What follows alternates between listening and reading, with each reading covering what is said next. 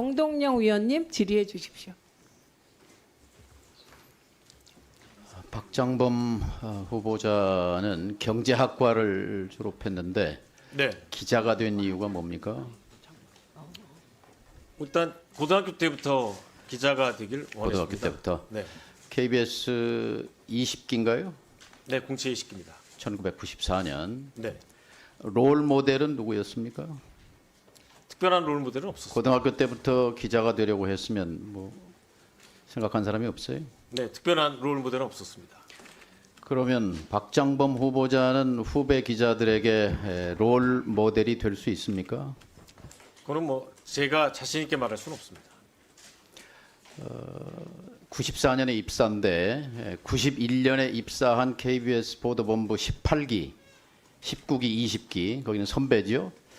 18, 19기는 선배, 20기는 동기, 그리고 50기까지 거의 30년 후배까지 한 기도 빼놓지 않고 전부 박장범은 안 된다 이렇게 릴레이 성명을 냈어요.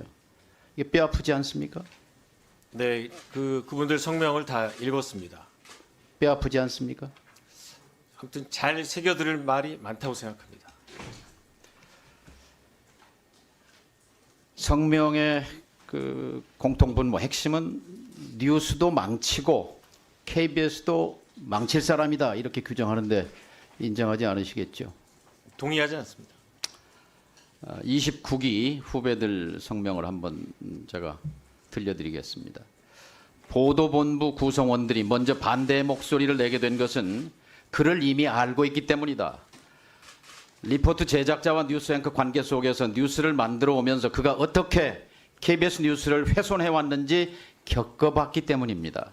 KBS 뉴스 진행자로서도 결격인 그가 KBS를 이끄는 리더가 되는 것은 부적절합니다. KBS를 망가뜨리는데 일조한 그가 이제 공영방송 KBS를 더 큰 수렁에 빠뜨릴 수 있을 것이라는 위기감의 발로입니다. KBS 사장은 KBS 얼굴입니까?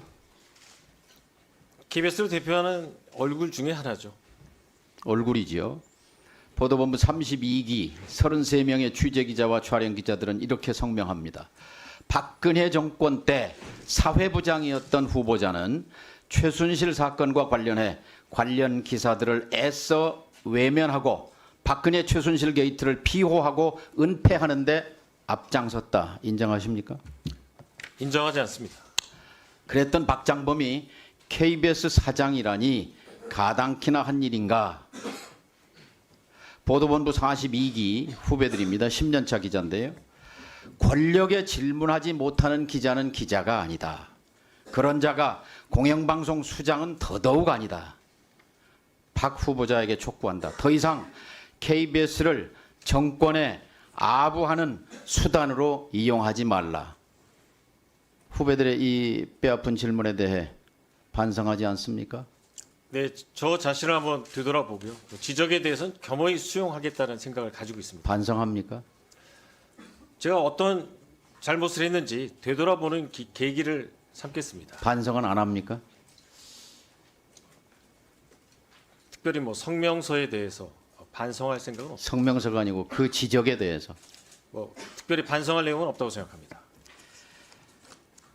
만일 대통령을 인터뷰하는 기자가 이렇게 질문한다면 대통령이 야당과 소통하지 않는다. 그래서 야당은 대통령을 독재자라고 부른다. 어떻게 생각하십니까? 이런 질문을 한다면 이것은 기자의 질문으로서 적절한 것입니까? 아닙니까?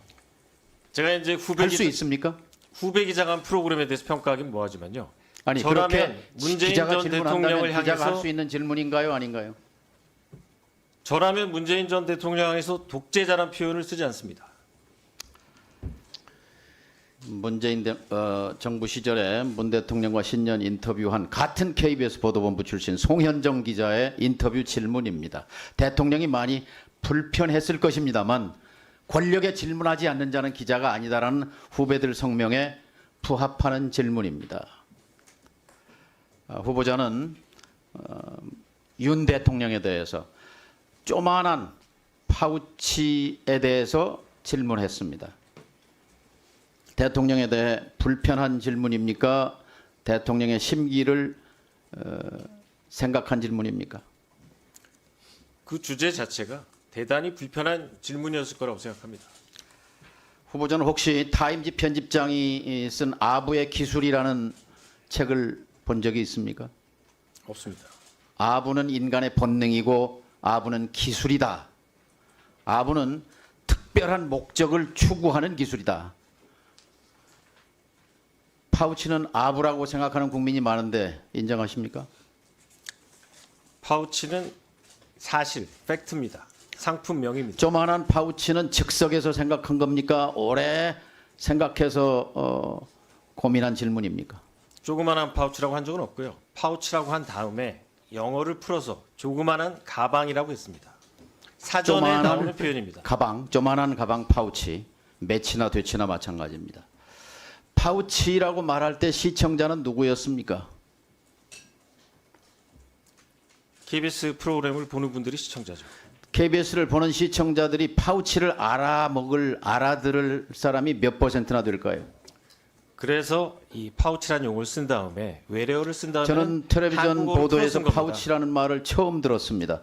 그 시청자는 윤 대통령과 그 부인이었을 것입니다. 디올백을 디올백이라고 부르지 못하고 조만한 파우치라고 부른 후보자의 심정은 아버지를 아버지라고 부르지 못한 홍길동의 심정 같은 것 아니었습니까? 위원님, 저는 백이라는 표현도 수차례 사용했습니다. 기자 지망생들에게 필독서가 있어요. 저널리즘의 기본 원리라고 하는 빌 코바치의 책입니다. 혹시 본 적 있습니까? 없습니다. 이 저널리즘의 기본 원리 핵심 원칙 10가지를 서술하는데 그중에 1번, 2번이 뭐냐면 독자와 시청자를 속이지 말라. 절대로 조작하지 말라. 이 두 가지입니다. 디올백을 조만한 파우치라고 돌려 말한 것은 명백히 시청자를 속인 것입니다. 조작한 것입니다. 인정하십니까? 기자한테 제일 중요한 것은 팩트 파인딩이고요. 그 공식 명칭은 디올 파우치입니다. 사실과 다른 박장범 부분이 있다면 후보자는 사과하겠습니다. 언론인 맞습니까? 저널리스트 맞습니까? 네, 맞습니다. 저널리즘의 어원을 아십니까? 대선배님께서 말씀해 주시면 경청하겠습니다.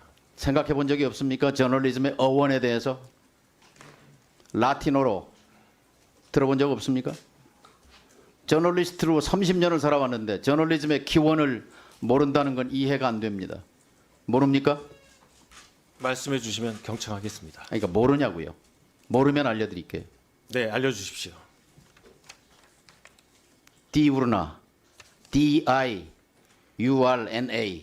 라틴어입니다. 매일매일 기록한다는 말이에요. 어원입니다. 저널리즘. 네, 알고 싶은 욕망, 대중들의 욕망을 거기에 정보를 제공하기 위해서 가장 중요한 것이 정확성입니다. 정확한 단어입니다. 정확한 개념입니다.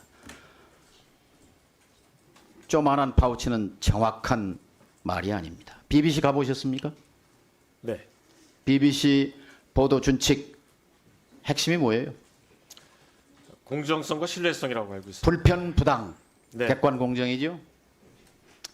위장 전입은 그렇게 명확하게 사과하면서 이 조만한 파우치에 대해서는 좀 시원하게 사과할 용이 없습니까? 위원님, 조그만한 파우치라고 한 적이 없고요. 파우치에 대해서. 파우치에 대해 사과할 용이 없어요?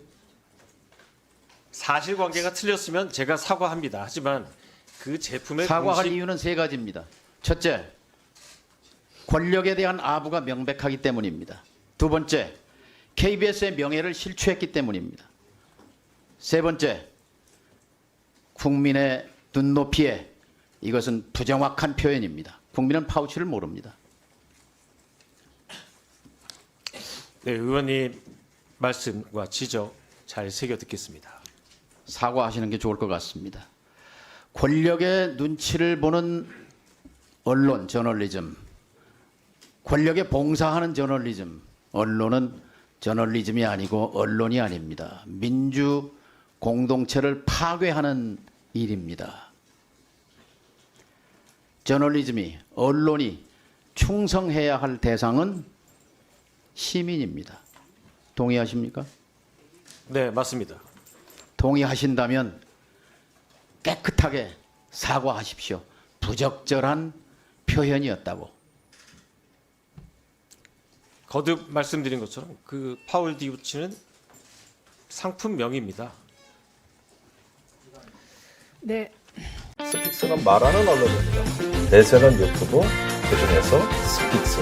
좋아요, 댓글, 구독, 알림 설정. 여러분이 저희를 사랑해 주시고 우리가 여러분을 사랑하는 4가지 방법입니다.